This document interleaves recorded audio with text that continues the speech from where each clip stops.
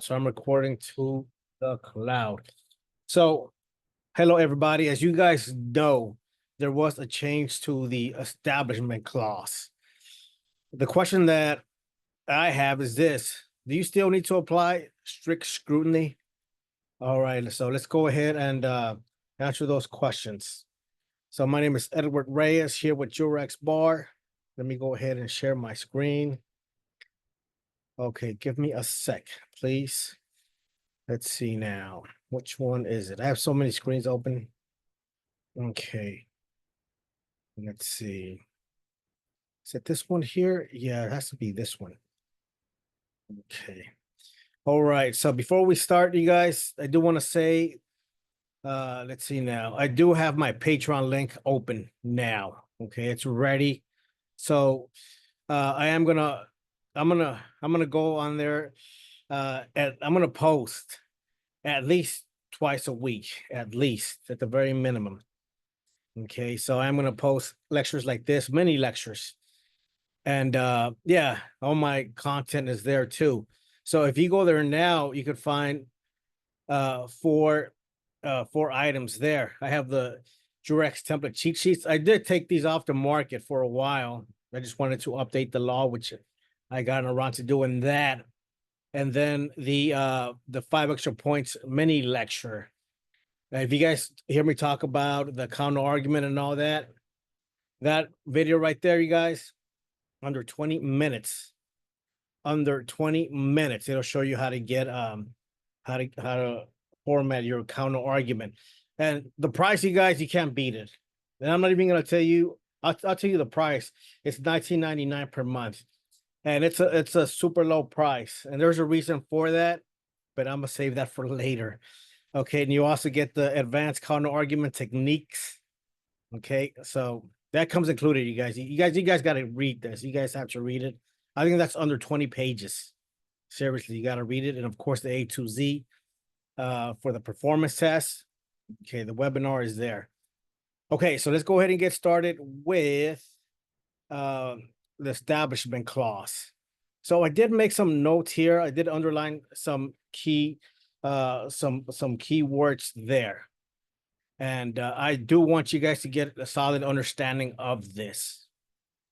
Let's see now. Let's go ahead and get started.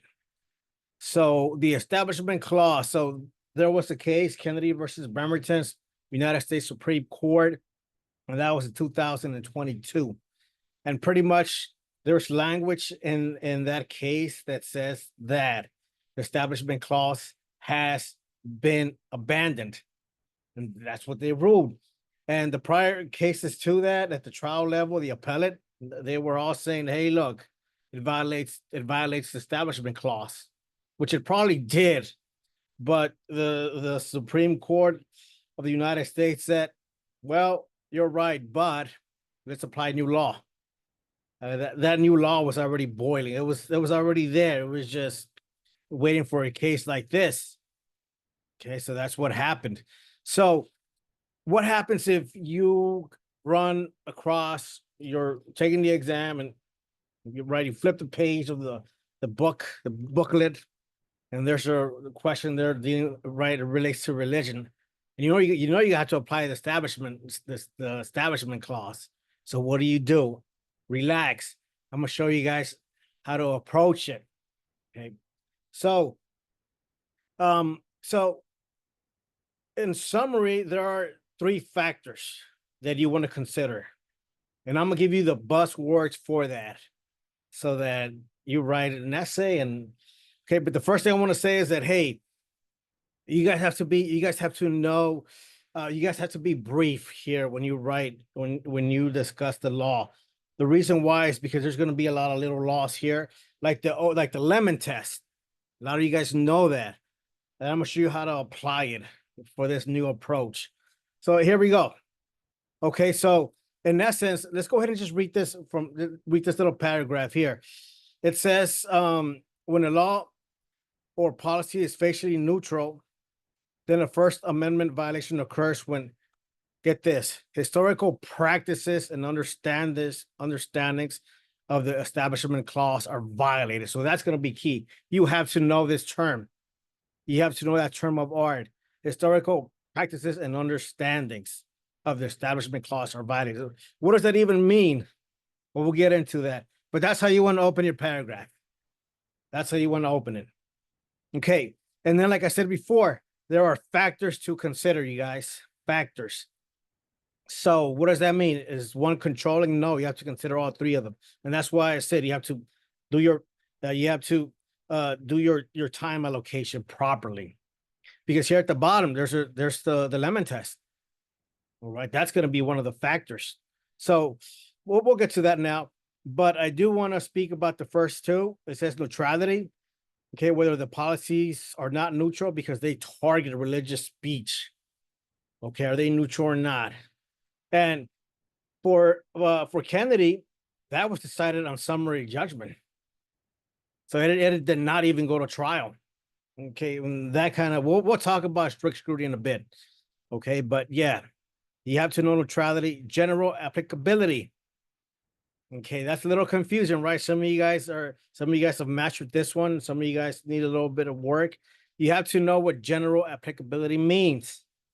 Okay, for example, Oregon versus, help me out here. Oregon versus Smith. There was a religious group there. They said, hey, we're going to apply for an exemption to general applicability. What does that mean? They want to smoke peyote. That's what it meant. Okay. So the court, of course, said no, because it falls under general applicability. So if it does not fall under general applicability, which in Smith it did not, they said, hey, look, we have a person here praying. It does not fall under general applicability. So based on that, they said, hey, look, we're gonna throw the case out. Okay. So if it does not apply general applicability, it's going to be a violation. So the state right there is going to lose. So it's a little confusing, right? So let me go ahead and backtrack this. So it says here factors to consider in determining a violation. A violation. So if the state violates the historical practices and understandings, okay, the state's going to lose. Okay, the state is going to lose. So these factors here, they're against the state. They have to be neutral. They have to avoid policies that are not generally applicable. So someone praying, right? That's a practice that falls under general applicability. And that's what happened in that case. That was violated. The state violated that. The school violated that. Okay, the third factor. And by the way, if you guys have any questions about this, just let me know. Send me a message. The Establishment Clause. That's still there, right? It doesn't want to let go. So, yeah, you can discuss it. Like I said earlier, discuss it, but discuss it very briefly because now it's a factor. It's not a controlling law. Establishment Clause, the lemon test has been abandoned.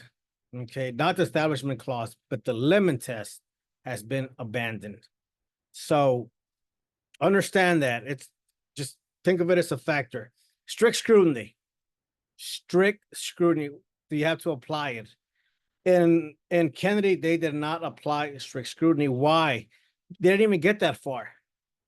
It said that, okay, first they said the lemon test, like I said earlier, the lemon test has been abandoned.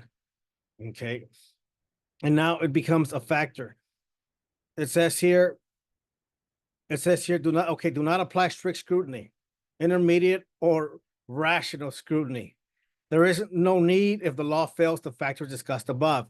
So if the law of the state fails one of these, and then there's no need to apply strict scrutiny, intermediate or rational basis. There's no need for that. Okay, so that's what happened here in Kennedy. And I'm pointing here because I have a different screen. So that's pretty much the gist of that. Okay. Now, if you want to apply the lemon test, again, apply it very briefly. Still, you have to still know what the factors are in the lemon test. All right. But again, I emphasize apply it very, very briefly. Okay, great. So let's see now. Wonder if anybody has any questions. Again, if you guys have any questions, just feel free to shoot me an email. And yeah, by the way, the link to the Patreon is right here in the little chat box. It's patreon.com/counter um underscore argument. Okay, perfect. Okay, thank you so much, you guys, and I wish you guys a great evening. Let me go ahead and log out in the recordings. Let's see, let me end this. Thank you so much for everybody for joining.